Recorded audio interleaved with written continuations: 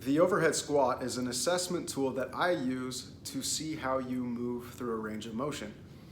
It is a great movement to paint kind of a comprehensive picture of what's going on throughout your body through a dynamic range of motion. In this case, you're going to be squatting down with your arms above your head, and I'll get into the explanation and some cues on how to perform the movement in just a minute.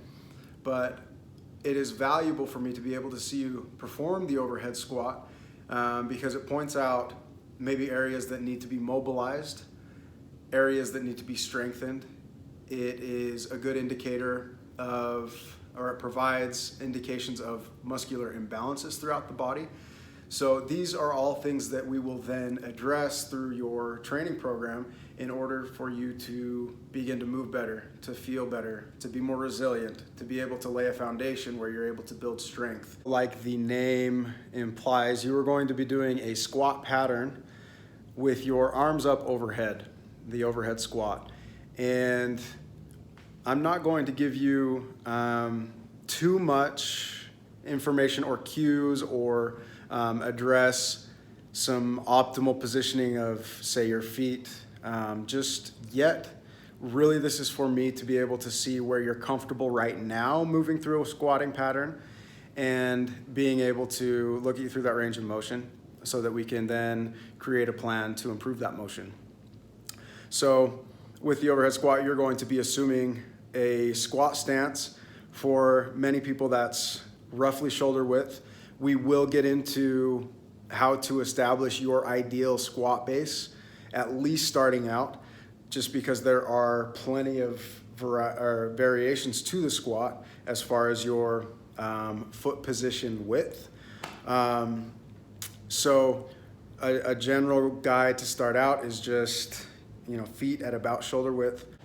Okay, now that you've got your feet set, we're going to move up to the arms. And essentially what I want for your arms is for you to just initially start out with your arm straight up towards the ceiling and your humerus, your upper arm, to basically stay in line with your ear, at least keeping it there the best you can. Okay, so you've got your feet established on the ground and you've got your hands up overhead, and now it's time to go through the squat range of motion.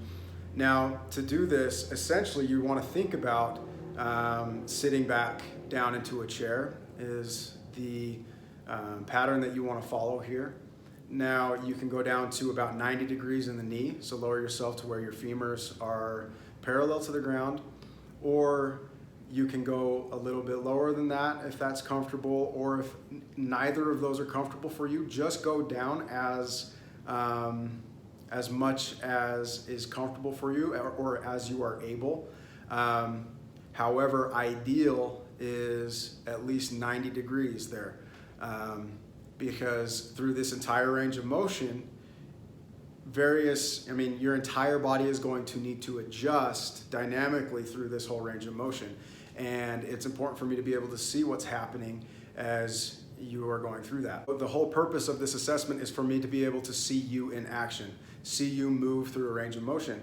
So you're going to need to film yourself. Now, if I were to film myself doing this, for the sake of what's going on here, where you just need to kind of show me the video or send me the video, you can go ahead. It seems to be easier to film a movement like this with your camera or phone. I'm filming from a phone right now. Film it from portrait mode or straight up and down. I do need to be able to see your feet up to your head. Actually, feet up to the tips of your fingers. So through the entire range of motion.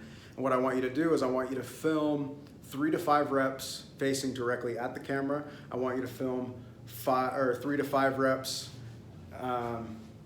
facing away from the camera directly to the side. And then I want 3 to 5 more reps with you facing directly away from the camera. Now, you don't need to do all of these reps consecutively. If you need to take a rest between filming directly facing the camera, you can rest after that and then move into the side-facing view and so on and so forth. but it is important that I am able to see your entire body through the range of motion. Also, I should have noted earlier, it is ideal if you do this without shoes on, because your feet are super important with any pattern that you will be practicing in your program. And so I need to be able to see your feet as they work. So get rid of the shoes, get rid of the socks, and more on clothing. Try to wear something where I can see your knees. So whether that's bike shorts, shorter running shorts or training shorts, but I do need to be able to see your knees as you perform this. And then just try not to go too baggy with the top, because I do want to be able to, like the shirt that I'm wearing is fine. What I want to do or be able to see is get a general sense of what's going on with your core and everything up top. So all of that will play into your program, and we'll be able to overcome any imbalances that you have, get you stronger and moving better. Okay, so now I am going to demonstrate the overhead squat assessment, and for the sake of this video, I'm just going to do it facing head on. Remember, when you do it, to face the camera, 3 to 5 reps from the side, and then facing away from the camera. So, taking you through those checkpoints, you get your feet placed at roughly shoulder width, whatever feels the most comfortable for you at this time. You're going to bring your arms up. So this is why I want you filming in portrait mode. I'm coming up and my arm is out of the frame.